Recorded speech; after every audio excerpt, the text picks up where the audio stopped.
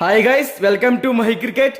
Guys, ఐపీఎల్లో match number 59 Gujarat Titans versus Chennai Super Kings మధ్య May 10వ తారీఖు సాయంత్రం 7:30 అహ్మదాబాద్ లో జరగబోతుంది.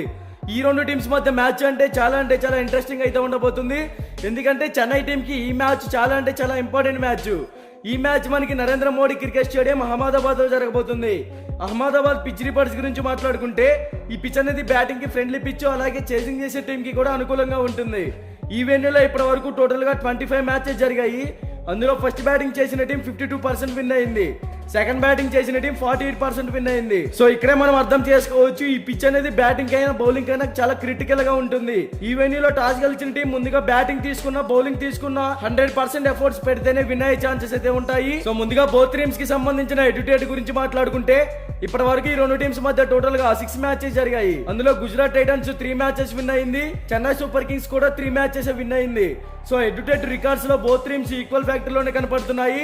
ఇక బోత్ టీమ్స్ గురించి మాట్లాడుకుంటే గుజరాత్ టైటన్స్ ఓపెనర్స్ గా వృద్ధిమాన్ సాహా, శుభ్మన్ గిల్ వీళ్ళిద్దరూ ఓపెనర్స్ గా సెట్ అయ్యారు.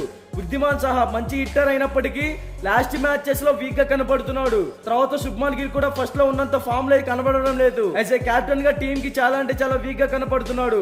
వీళ్ళిద్దరూ పవర్ ప్లే లో ఒకవేళ నాట్ అవుట్ గా ఉంటే ఒక పెద్ద స్కోర్ ని టీం కి అందించగలుగుతారని చెప్పుకోవచ్చు. వన్ డౌన్ లో చూసుకుంటే సాయి సుదర్శన్ ఎక్స్ట్రాడినరీ హిట్టర్, మంచి ఫామ్ లో కూడా ఉన్నాడు. టీం కి వన్ డౌన్ లో వచ్చి 100% ఎఫర్ట్స్ పెడుతున్నాడు అని చెప్పుకోవచ్చు. తర్వాత Shahrukh Khan back to form, చిన్నగా ఫామ్ లోకి వస్తూ మంచి హిట్టింగ్ అయితే చేస్తున్నాడు. మిడిల్ ఓవర్స్ లో చూసుకుంటే డేవిడ్ మిల్లర్, రాహుల్ తివాటియా, రషీద్ ఖాన్, విజయ్ శంకర్ ఈ టీం మిడిల్ ఓవర్స్ లో మంచి ఫామ్ లోనే కనపడుతుంది. David Miller excellent hitter. Miller కనుక ఒక్కసారి ఫామ్ లోకి వస్తే టీం కి ఒక పెద్ద స్కోర్ బోర్డ్ అయితే అందించగలుగుతాడు. తర్వాత రాహుల్ తివాటియా మంచి స్టెబిలిటీ ఉన్న ప్లేయర్, టీం కి ఇంపార్టెంట్ టైంలో మంచి పర్ఫార్మెన్స్ అయితే ఇస్తున్నాడు. తర్వాత రషీద్ ఖాన్ ఎక్సలెంట్ ఆల్రౌండర్, ఈ టీం కి బ్యాటింగ్ పరంగా సెట్ అయ్యాడని చెప్పుకోవచ్చు. కానీ బౌలింగ్ పరంగా వికెట్ టేకింగ్ పర్ఫార్మెన్స్ అయితే వెళ్ళకపోతున్నాడు. ఇక విజయ్ శంకర్ ఇంపాక్ట్ ప్లేయర్ గా లాస్ట్ మ్యాచ్ లో టీమ్ లోకి వచ్చాడు. ఏ మ్యాచ్ లో కూడా అంతగా పర్ఫార్మెన్స్ అయితే చేయలేకపోయాడు. ఇక బౌలింగ్ సైడ్ చూసుకుంటే ఎంజే సుతార్, నూర్ అహ్మద్, మోహిత్ శర్మ, జాషువా లిటిల్ ఈ టీం బౌలింగ్ పరంగా కొంచెం సెటిల్ గానే కనపడుతుంది. ఓవరాల్ గా ఈ టీం టాస్ గెలిచినా ఓడినా ఫస్ట్ బ్యాటింగ్ కనుక చేస్తే కంపల్సరిగా 180+ టార్గెట్ అయితే సెట్ చేయాల్సి ఉంటుంది. అప్పుడే టీం విన్ అయ్యే ఛాన్సెస్ క్రియేట్ చేసుకోవచ్చు. ఇక చెన్నై సూపర్ కింగ్స్ గురించి మాట్లాడుకుంటే ఈ టీం ఓపెనర్స్ గా అజింక్య రహానె, రుతురాజ్ గైక్వాడ్ వీళ్ళిద్దరూ ఎక్స్ట్రాటరీ ఓపెనర్స్, మంచి ఫామ్ లో కూడా ఉన్నారు. అజింక్య రహానె సెటిల్ ప్లేయర్, కానీ ఇంకా కొంచెం ఇంప్రూవ్ అయితే టీం కి బెనిఫిట్ గా ఉంటుంది. తర్వాత రుతురాజ్ గైక్వాడ్ ప్రతి మ్యాచ్ లో కూడా టీం కి 100% అయితే ఇస్తున్నాడు. ఒక పెద్ద స్కోర్ ని బిల్డ్ చేయగలుగుతున్నాడు అని చెప్పుకోవచ్చు. యాజ్ ఏ కెప్టెన్ గా టీం ని బాగా లీడ్ చేస్తున్నాడు కూడా. ఇక వన్ డౌన్ లో చూసుకుంటే డారియల్ మిచ్చల్ పర్ఫెక్ట్ హిట్టర్, మంచి ఫామ్ లోనే ఉన్నాడు. తర్వాత శివం దూబే ఎక్స్ట్రాడినరీ హిట్టర్, టీం కి ఒక పెద్ద స్కోర్ ని అందిస్తున్నాడు. కానీ లాస్ట్ 2 మ్యాచెస్ లో రావడంతో అవుట్ అయిపోయాడు.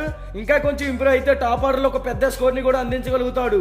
మిడిల్ ఓవర్స్ లో చూసుకుంటే Moeen Ali, Ravindra Jadeja, Mitchell Santner, MS Dhoni ఈ టీం మిడిల్ ఓవర్స్ లో కూడా మంచి ఎక్స్పీరియన్స్ ఉన్న ప్లేయర్స్ ఉన్నారు. మోయిన్ అలీ చిన్నగా ఫామ్ లోకి వస్తున్నాడు. తర్వాత రవీంద్ర జడేజా ఎక్సలెంట్ ఆల్రౌండర్, ఈ టీం కి బ్యాటింగ్ లోను బౌలింగ్ లోను టీం కి 100% ఎఫర్ట్స్ పెడుతూ మంచి పర్ఫార్మెన్స్ ఇస్తున్నాడు.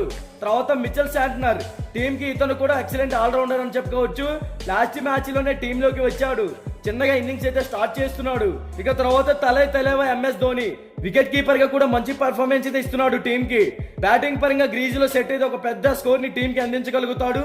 ఇక బౌలింగ్ సైడ్ చూసుకుంటే శార్దుల్ ఠాగూర్, తుషార్ దేశ్ పాండే, రిచార్డ్ గ్లీసన్, సిమర్జిత్ సింగ్ ఈ టీం బౌలింగ్ పరంగా కూడా స్ట్రాంగ్ గానే ఉంది. ఓవరాల్ గా ఈ రెండు టీమ్స్ మధ్య మ్యాచ్ అంటే చాలా క్రూషియల్, అలాగే డూ ఆర్ డై అని కూడా చెప్పుకోవచ్చు. Both teams batting are bowling side చూసుకుంటే గుజరాత్ టైటన్స్ టీం కన్నా చెన్నై సూపర్ కింగ్స్ టీమే కొంచెం స్ట్రాంగ్ గా కనపడుతుంది. కాబట్టి చెన్నై సూపర్ కింగ్స్ విన్ అవ్వచ్చు అనేది నా ఒపీనియన్. బట్ ఇది 100% విన్ రిపోర్ట్ ఇదే కాదు. మీకు 100% విన్ రిపోర్ట్ కావాలి అంటే డిస్క్రిప్షన్ లో మన టెలిగ్రామ్ ఛానల్ లింక్ అయితే ఉంది, ఒకసారి వెళ్ళి జాయిన్ అవ్వండి. ఇక బోత్ టీమ్స్ కి సంబంధించిన ఎక్స్పెక్టెడ్ ప్లేయింగ్ 11 డిస్ప్లే మీద రన్ అవుతుంది, ఒకసారి చెక్ చేయండి.